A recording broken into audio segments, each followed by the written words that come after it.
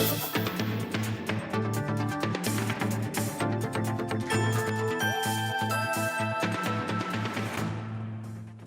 के बाद एक बार फिर से आपका स्वागत है। आप देख रहे हैं टैक्स गुरु और आपके सवालों का जवाब देने के लिए हमारे साथ बनी हुई हैं गौरी चड्ढा। गौरी, एक सवाल उड़ीसा के भुवनेश्वर से आया है, यह है दीपायन दास जी का।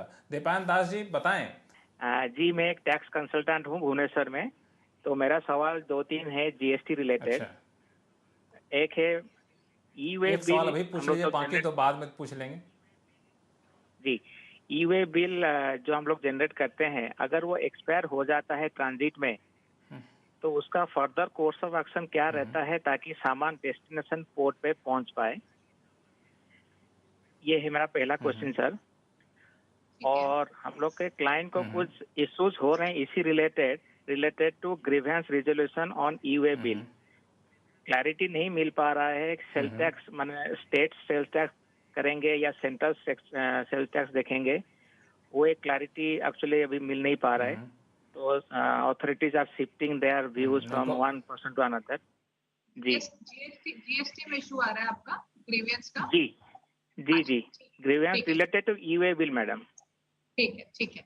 देखिए, आपके दोनों सवाल का मैं जवाब दे देती हूँ। पहले तो आपका जो ट्रांजिट में ई वे बिल एक्सपायर हो गया है, तो इस केस में जो एक्सेप्शनल सर्कमस्टांसेस होते हैं, इसके अंदर आप एक नया ई वे बिल जनरेट करके पार्ट बी में अमेंडमेंट कर सकते हैं, लेकिन ये एक्सेप्शनल सर्कमस्टांसेस होने चाहिए। और अगर आपका ट्रांजिट में एक्सपायर हो रहा है, आपको पता है कि नॉर्मल केस में, एक्सेप्शनल केस में नहीं, तो 8 घंटे पहले और 8 घंटे बाद तक आप उसमें चेंजेस कर सकते हैं, उसकी वैलिडिटी बढ़ जाएगी। अब आपने पूछा दूसरा सवाल कि आपका स्टेट देखेगा या सेंटर देखेगा ई वे बिल के ग्रीवियंस को। तो देखिए, अगर आपका कुछ ग्रीवियंस चल रहा है तो वो आपका स्टेट में आएगा या सेंटर में आएगा, या आपका इंडिविजुअल केस पे डिपेंड करेगा। ऐसे जनरल इसका कोई रूल नहीं है। तो आप अपना पोर्टल पे लॉग इन कीजिए, वहां पे आप माई प्रोफाइल में जाएंगे तो आपका स्टेट के अंदर आपका जीएसटी नंबर आता है या सेंटर के अंदर, आपको पता लग जाएगा। जो रेड में एड्रेस आ रहा होगा वो ही आपका एक्चुअल में होगा। तो अगर वो स्टेट का आ रहा है तो वो स्टेट देखेगा, अगर वो सेंटर का आ रहा है तो वो सेंटर देखेगा। चलिए, बहुत ही आसानी से आपने जवाब दे दिया और बहुत ही आसान है मामला यहाँ पे दीपायन जी। बहुत आपको दिक्कत का सामना नहीं करना पड़ना चाहिए, फिर भी दिक्कत होती है। टैक्स अधिकारी अगर आपके समस्याओं को नहीं सुलझाते हैं तो आप फिर से लिखिएगा, हम लोग आपकी बात ऊपर तक पहुँचाने की कोशिश करेंगे। एक सवाल ईमेल के जरिए आया है गौरी, ये है कामरान रहमान जी का सवाल है। दरअसल ये अपने ही ब्रांड के एसेंशियल आइटम को बेचते हैं, लेकिन वो जो एसेंशियल आइटम है वो जीएसटी के दायरे से बाहर है, लेकिन इनका सालाना टर्नओवर जो है 60 से 70 लाख रुपए तक पहुंच रहा है। अब ये पूछ रहे हैं क्या इनके लिए जीएसटी रजिस्ट्रेशन कराना जरूरी है? देखिए, सबसे पहले तो ये देखना है कि आप बिल्कुल ही एग्जेम्प्ट आइटम में डील कर रहे हैं, यानी कि कोई भी टैक्सेबल आइटम में आप डील नहीं कर रहे हैं। ठीक है, अगर आप मान के चलते हैं कि आपका जो पूरा प्रोडक्ट है वो एग्जेम्प्ट ही है, जैसे कि आप आटा, दाल, चावल, फ्रूट्स, वेजिटेबल्स ऐसा कुछ बेचते हैं।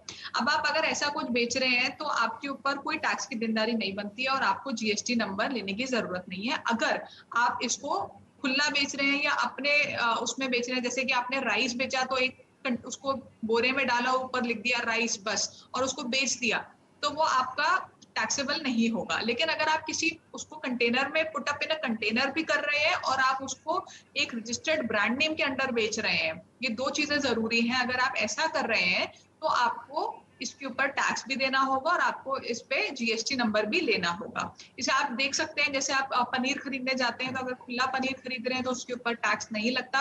वहीं अगर आप किसी ब्रांड का पनीर खरीदते हैं तो उसके ऊपर 5% शायद जीएसटी लगता है। तो आपको ये देखना है कि ये रजिस्टर्ड ब्रांड नेम के अंडर और put up in a container है या नहीं। अगर ऐसा नहीं है तो आपको जीएसटी नंबर लेने की भी जरूरत नहीं है और आपको टैक्स भी देने की कोई जरूरत नहीं है। तो बिल्कुल मुझे लगता है कि बहुत ही बारीक अंतर है जहां पे आपको जीएसटी देना है या फिर नहीं देना है। अगर brand name, registered brand name के से बेच रहे हैं तो आपको जीएसटी देना पड़ेगा, रजिस्ट्रेशन करना भी पड़ेगा। अगर नहीं, आपका कोई ब्रांड नेम रजिस्टर्ड नहीं है, वैसे ही बेच रहे हैं, तो फिर आपको किसी भी तरह के जीएसटी के टैक्स में या फिर रजिस्ट्रेशन में पड़ने की जरूरत नहीं है। टैक्स ग्रुप में फिलहाल इतना ही। गौरी, सभी सवालों का जवाब देने के लिए आपका बहुत बहुत शुक्रिया।